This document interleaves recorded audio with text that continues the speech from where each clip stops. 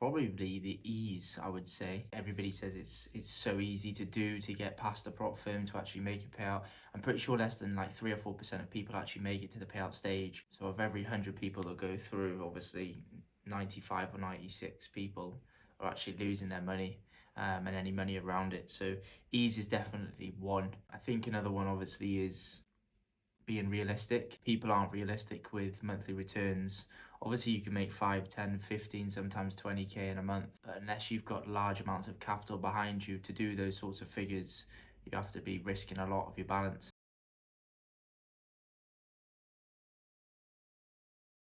I think I probably heard about it from a signals group. Obviously FTMO was the one when I got into it 5 or 6 years ago. I took an FTMO challenge, obviously failed it, I think in like the space of a week. And I just kept going through the cycle of just buying another one on a weekly basis. Whenever I was getting paid, I was just buying another challenge one after the other. So yeah, that was a tough couple of months for me. And then I finally got funded after probably my 6th or 7th one.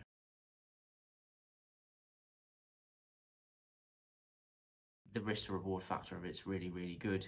You can buy a challenge for $1,000, 200k, you make 3-4%, you get paid $6,000 to $8,000. So the risk to reward is really good. Whether you had $10,000 in the bank or $500 in the bank, you could have taken a prop firm challenge. You really have to refine your strategy. You can't really have any open ends to it in terms of your risk tolerance, lot size. The way you trade has to be very precise, and it kind of helps you in the long run of how to kind of better yourself as a trader, trading with a prop firm when there's all those restrictions there, rather than having just a broker account where you can kind of do what you want.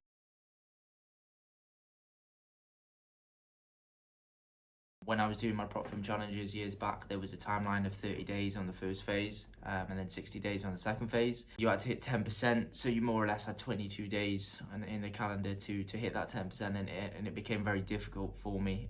It's how I failed my first few. You go through the emotional cycle of you need to hit that 10%, you've only got 8 days left, and then you're over risking, and then you end up blowing your account due to the drawdown, that sort of stuff. That's why I went through. The timelines kind of disappeared. Not many firms do have timelines now, so it's not really a thing anymore, which is good. Another challenge I faced was probably not being ready. I definitely rushed into buying my challenges. They're hard, and I kind of thought to myself, I've got what it takes. I really didn't. Like I said, I've failed 6, 7, 8 challenges at that point. I wasn't really looking for why I was failing. I was just kind of blaming it on I was unlucky at this point, unlucky at that point. The acceptance part of that I wasn't good enough was one of the biggest things in my first prop firm challenge.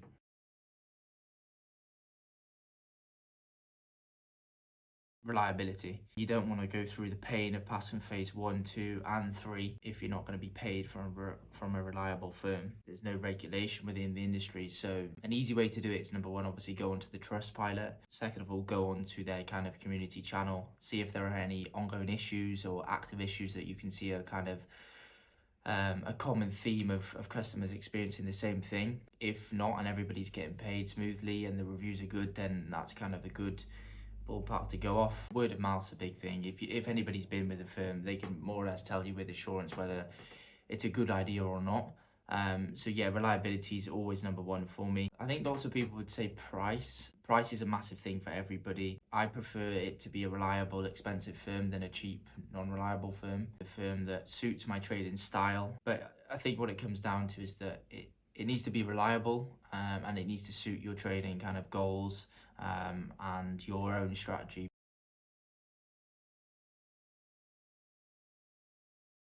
The most difficult ones, I would say, are consistency rules. Each firm's got their own consistency rules, so you have to learn them, make sure you adhere to them, obviously, as you get a payout. I find them quite difficult to understand, especially because there's so many different firms, and they're all different. It's hard to learn them all. The drawdown side of things, you've got balance-based, equity-based. They're both pretty easy to understand. So yeah, just the consistency rules. Obviously, if it was one rule for every firm, it would be nice and easy, but it's not. So obviously, having to learn all the consistency rules for all the firms, especially when like customers are going for payouts, that sort of thing, knowing which ones are in line with the right firms, that sort of thing, it can become quite difficult at times.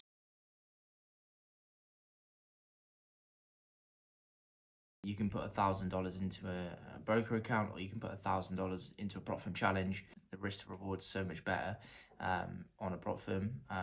You can make so much more money on your prop firm with risking less. It's ridiculous. You make, let's say, 10% every month, and you're a great trader, and you're smashing 10% months. On a 100K account, you're making $10,000 a month. You're making 10% on a $1,000 account, you're making $100 a month. It also refines your strategy, I feel.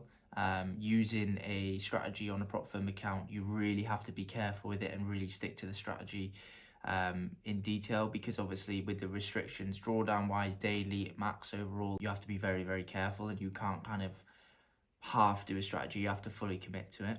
It more or less reaches out to everybody. Most firms offer like 10Ks all the way up to 200Ks.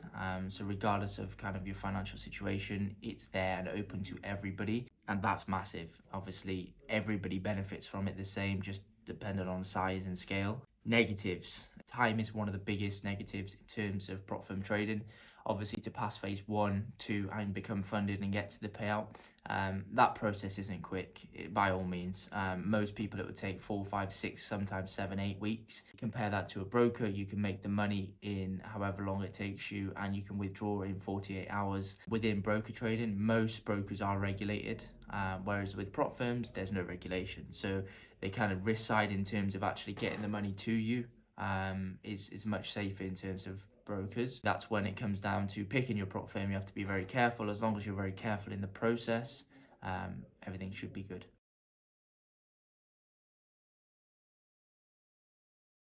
When I first got into prop firm trade in 2018, I would say, I said to myself, there's only going to be a few years of this. Since then, the amount of firms that have come and gone, I can't even remember them. There's so many.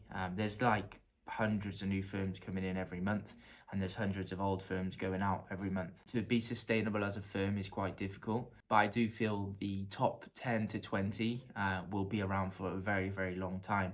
FTMO, Funded Next, Alpha Capital Group, Quantecal, the strongest, probably 5 or 6. I can't see them going anywhere for the next 5 to 10 years at least. As it grows even further, there'll be a lot more kind of protection for the customers as well. If you had the assurances you did with broker trading with your withdrawals, I don't think anybody would trade with brokers anymore, because the amount of capital you can get for your money with prop firms is just ridiculous.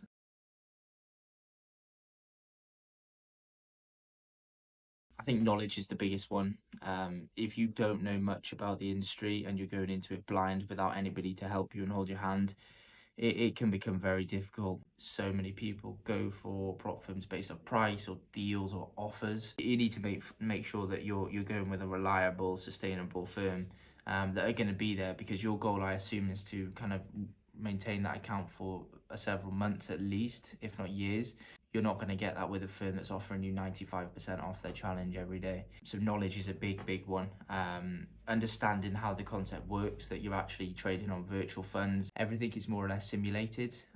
Nothing's really live until you get to a point of being consistent for 3 to 4, 5 months.